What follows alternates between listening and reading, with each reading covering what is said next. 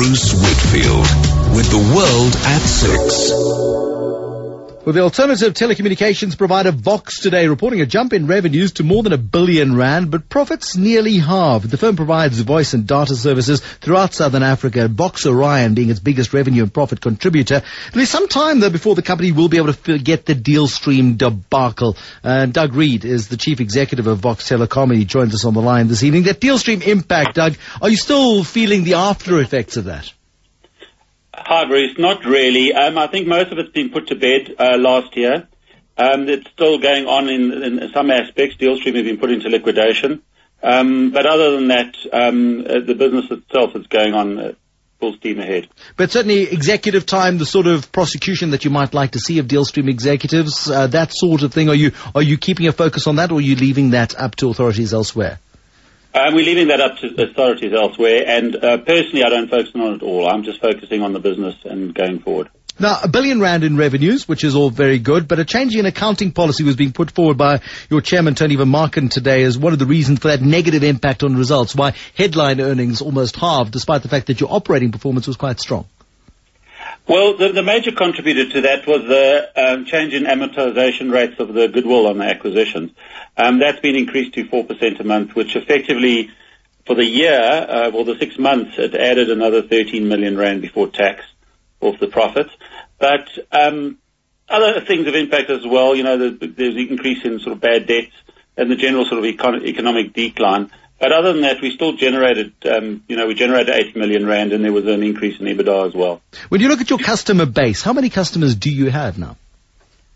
On the sort of corporate side, we've got a huge amount of top corporates and businesses. That number's around about 20,000.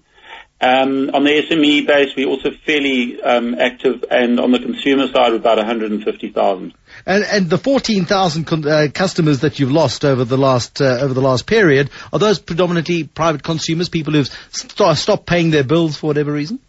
It's customers that have moved and changed, non-payers. We used to be a bit more lenient on non-payers. We used to give them a few months. Now we're not. And also, it was a lot of customers that had services that they weren't using, and obviously with this economic environment, they've cancelled that. But 14,000 defaulting clients, I mean, that leads to some pretty hefty write-offs. With somebody who's not paying 1 month, you don't cut them off, I'm sure, but probably after 2, maybe 3 months, you cut them off. No, not on the data side. The data side, it's payable, debit order it's payable in advance. So we normally cut them off 10 or 15 days after the payment's not been received. But certainly the bad debt issue is there. Corporate South Africa, the health there, your 20,000 customers, the SME environment, are they fairly steady? Yes, we haven't really had a problem on that side. We've had a bit of bad debt on sort of resellers, and we made a move to get rid of low margin, high risk business sort of 12 months ago. And some of that is still, obviously we didn't get out of all of it, and that's obviously come back to bite us. But when you talk, sorry, Doug, when you talk about that low margin, high risk business, if I decide I want to start up my own sort of sidewalk telephone business, I come to Vox and say, can I buy some time from you, please? And then you kind of trust that I'm going to pay you at the end of the day. That sort of thing? No, not really on that side. It's like if you came to me and said, I'm starting up a telco, and we come in with a wholesale price with very low margins. And then obviously we've got to collect our money from one source. Yeah. We're quite happy to spread that risk over 1,000 customers, but not necessarily one wholesale customer. Doug Reid, he's the chief executive of Vox Telecom, and it's good to hear that the whole DealStream debacle really has been put behind them. It was a horrible mess, and so many executives lost their share options and there's a lot of wealth destroyed through that entire process. And yeah, the DealStream story, we need to catch up on that once again. We haven't actually seen too much come forward on DealStream for some time now as the investigations continue and the prosecutions are sought. And in the second half of the program, of course, we're going to play the Biz Quiz. It's what we do every Friday night because it's a nice way to end the week, to test your grey matter. Make sure that you've been paying attention. Of course, if you are the genius who wins the Biz Quiz, you become the whiz